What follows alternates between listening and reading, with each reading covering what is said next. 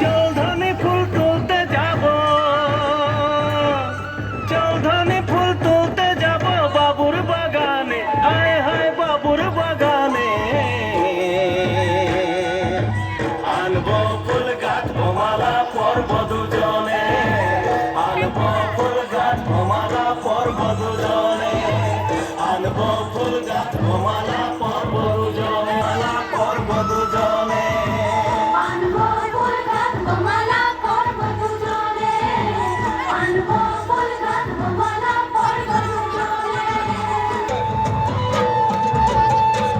ভারতের পূর্ব প্রান্তে সমাজের আসাম দেশে হো, ভারতের পূর্ব প্রান্তে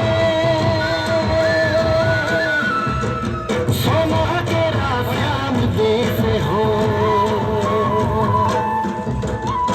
হরিয়ালি হরিয়ালি দেখিতে সুহাগ, চারদিকে যুগে যুগে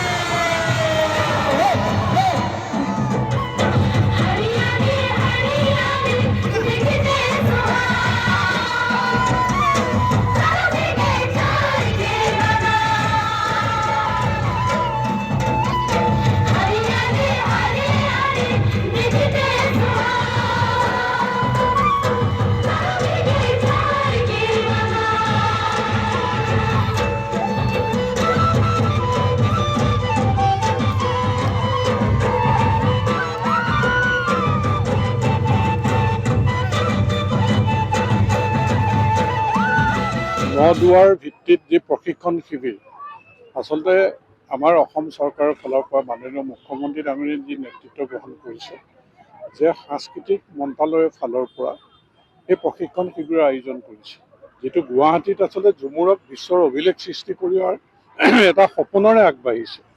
গতিকে আজি 4 দিনীয়া কাৰ্যসূচীৰে আমাৰ চাহ মজদুৰ ভাই ভনীসকলে লৈ পেলাই প্ৰশিক্ষকৰ জৰিয়তে এই প্ৰশিক্ষণ শিবিৰ আজি অনুষ্ঠিত হৈছে খুব আনন্দমুখৰ পৰিৱেশত।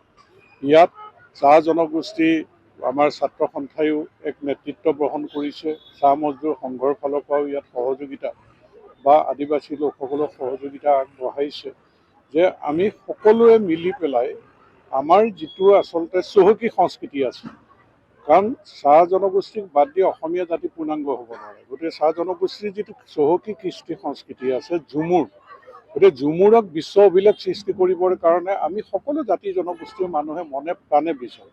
আৰু সেইকাৰণে মুখ্যমন্ত্ৰী ডাঙৰীয়াই এই নেতৃত্ব গ্ৰহণ কৰিছে, যে বিশ্বৰ অভিলেখ সৃষ্টি কৰিবৰ কাৰণে সদৌ অসম ভিত্তিত যি প্ৰতিযোগিতাৰ আয়োজন কৰিছে, আৰু তাত আমাৰ প্ৰধানমন্ত্ৰী ডাঙৰীয়াকো আমন্ত্ৰণ জনাইছে। মই আশা কৰোঁ যি সপোন লৈ আগবাঢ়িছে সপোন বাস্তৱত ৰূপায়িত হ'ব, আৰু আমাৰ শিল্পীসকলৰ যি প্ৰতিভা আছে ঝুমুৰৰ ক্ষেত্ৰত তেওঁলোকেও নিজে প্ৰতিষ্ঠিত হ'বৰ কাৰণে সক্ষম হ'ব, আৰু ঝুমুৰ এই নৃত্যটোক আমি আৰু আগবঢ়াই নিবৰ কাৰণে সক্ষম হ'ব পাৰিম, এই আশা আজি এই দিনটোত নদুৱাৰৰ এই প্ৰশিক্ষণ শিবিৰত উপস্থিত হৈ মই অনুভৱ কৰিছোঁ।